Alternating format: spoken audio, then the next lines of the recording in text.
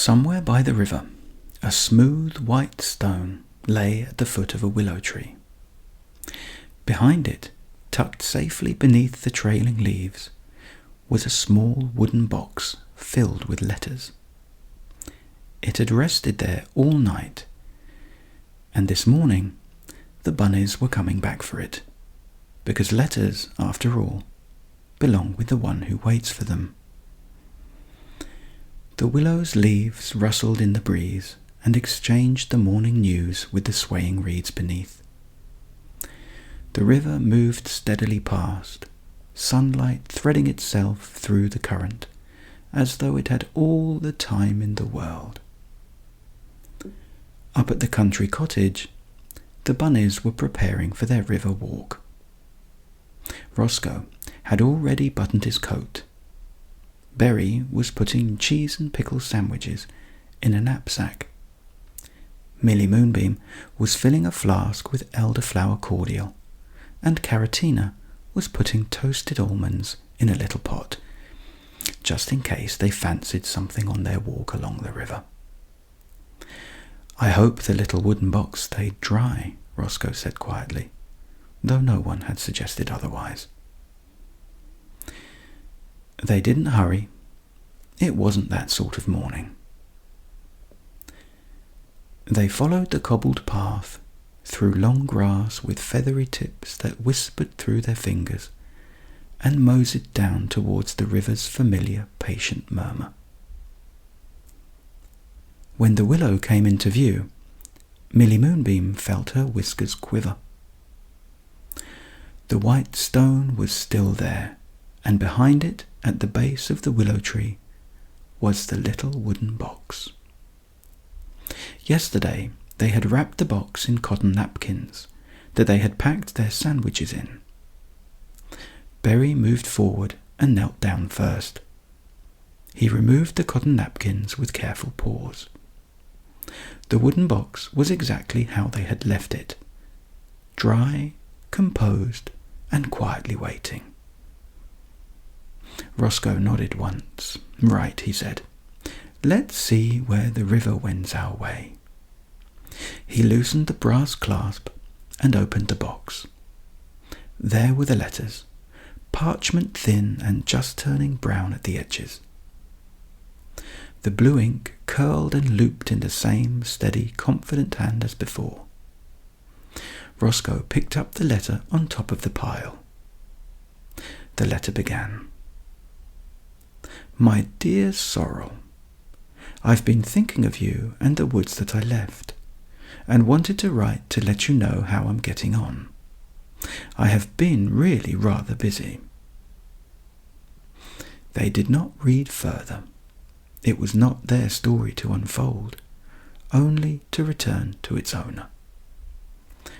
"Sorrel," Millie Moonbeam repeated softly. "An otter's name, if ever I heard one," Roscoe said. They retied the string neatly, twice as had been done before, wrapped the box once more in cotton napkins, and set off downstream. The riverbank widened into a stretch of sun-warmed stones where old Fenwick the heron stood, motionless but entirely awake. He was watching the water ripple around the bulrushes as though something was a-doing of within. "Morning, Fenwick," Roscoe called. One pale eye turned toward them.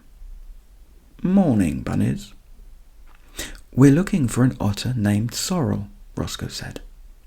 "We found a box of letters, and they were addressed to him." Old Fenwick raised a spindly leg, toes dangling above the water as he considered this. "He was here yesterday," he said at last. "Sat on that flat rock yonder, mending his fishing net. Patient work, mending a net. Hums to himself while he ties each knot. Doesn't pull the twine tight till he's certain it's right, and only stops when he's finished the lot." Millie Moonbeam smiled at that. "What does he hum?" "River tunes," Fenwick replied. Things without words. Their songs down from the fishes right up to the birds. The bunnies thanked him and continued on, stepping where the stones were firmest. Berry imagined the otter there in the sun, net across his lap, water slipping by, lapping the shore, paws moving in steady rhythm. It seemed a quiet sort of life, riverbank life. Further along, the river narrowed between banks of rushes. The air held a scent of damp earth and something faintly sweet. Mint leaves crushed under tiny paws as busy voles scurried hither and thither along the riverbank. On a low log, in the shade of a broad fern, sat Lottie Reed-mouse, surrounded by pale curls of wood that shone like butter in the morning light. "Good morning, bunnies," she chirped. She was collecting the shavings and putting them in a basket. "These will be perfect to light the fire in the hearth tonight." "Morning, Lottie," Roscoe said. "We're looking for Sorrel the otter. We have a box of letters that belong to him." "Oh, he was sitting just here not long ago," Lottie said. "I stopped to see what he'd been carving. Driftwood, smooth as a bar of lavender soap. He'd shaped it into a little boat, the like you never saw. I held it for a closer look. 'Twas no bigger than my paw. Said the wood had floated far and wide, and deserved a story new." "A boat," Berry said. Lottie nodded. "He sees shapes in things most folk would step over. He carries a small knife tucked into his belt that he uses to carve all manner of things. Whistles he's done, and even leaves of clover. Works slowly, he does. Talks to the wood as though it might answer back." Roscoe's whiskers twitched with approval. "It seemed a peaceful sort of life, riverbank life," he said. Lottie agreed. "If you keep walking, you'll find him near the bend, my dear, where the water runs clear, clear enough to see your own thoughts." The bunnies thanked her and went on. The river curved again, and the sound changed. Less chatter over stones, more of a ripple and a gurgle. The water here slid over pale sand and pebbles that flashed like coins beneath the surface. The bunnies heard him before they saw him. A soft humming, low and melodious. There, on a flat stretch of bank where the sun shone generously, sat an otter. Before him was a shallow wooden bowl filled with river water. Beside it lay a cloth and a small collection of fines, a shell worn thin as parchment, a pebble streaked with quartz, a small piece of driftwood, rounded at the edges, smooth as a raindrop. He lifted each one, rinsed it gently, rubbed away the last trace of silt and sand, and set it on a square of linen to dry. His fur was the colour of warm chestnuts after rain. His whiskers were silvered slightly at the tips. There was a contentedness about him, as though he belonged precisely where he sat. Roscoe paused a respectful distance away. "Good morning," he said. The otter looked up, eyes bright, curious and friendly. "Good morning, bunnies," he replied. "Fine day for walking." "It is," Roscoe agreed. "May I ask, would you happen to be Mr. Sorrel Otter?" "I am indeed. What can I do for you, my dears?"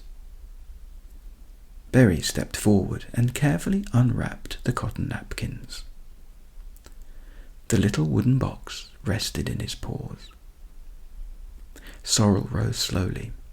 He didn't rush or try to snatch. He simply placed one paw on the lid, as though greeting an old friend. "I had it on the bank while I was sorting my river finds," he said quietly. "I thought I'd have a read while they dried in the sun. Must have slipped when I went for more water." "The river carried it only a little way," Roscoe said. "It came to rest beneath the willow." Sorrel opened the clasp. He checked the letters, fingertips brushing the familiar loops of blue ink. Relief moved across his face like sunlight breaking through cloud. "They're all here," he murmured. He closed the box again, holding it delightedly tight. "Marlowe Badger would never forgive me," he said, half smiling. "He writes as though each letter is a sapling." "The badger who plants trees," Millie Moonbeam said softly. "That's him," Sorrel replied. "He writes of wind and soil, of digging and toil, but also of oaks and young trees. He plants them and looks after them. He ties them if they sway, waters in the heat and shelters the roots on cold days." The river slid past, unhurried, as it always did. "I don't quite know how to thank you," Sorrel said. Roscoe waved a modest paw. "No need for that. The river carried it to us. We merely carried it back." Sorrel's eyes warmed at that. "Well then," he said after a moment, "if you would allow it, I should like to ask you to lunch. Come tomorrow. I'll have something simple ready, and I can tell you about Marlowe the badger and the woods beyond the hill." Berry glanced at Roscoe. Millie Moonbeam was already smiling. "That would be very pleasant indeed," Roscoe said. They stood a little while longer, speaking of small things, the way the water had risen last week, the kingfishers' flash at dawn, the scent of mint along the bank. Then the bunnies turned for home. Behind them, Sorrel placed the wooden box inside his den, high and dry, beside a driftwood carving shaped like a tiny boat, and a row of river vines catching the sun. The river flowed on, as it always had. And somewhere along its bend, something that had slipped from its place had been gently restored. That night, patchwork quilts tucked under sleepy chinnigans, and under a starry sky clear of clouds, the bunnies slept easy, with a friendship ear in a downy paw. All was snug. All was well. Night, night.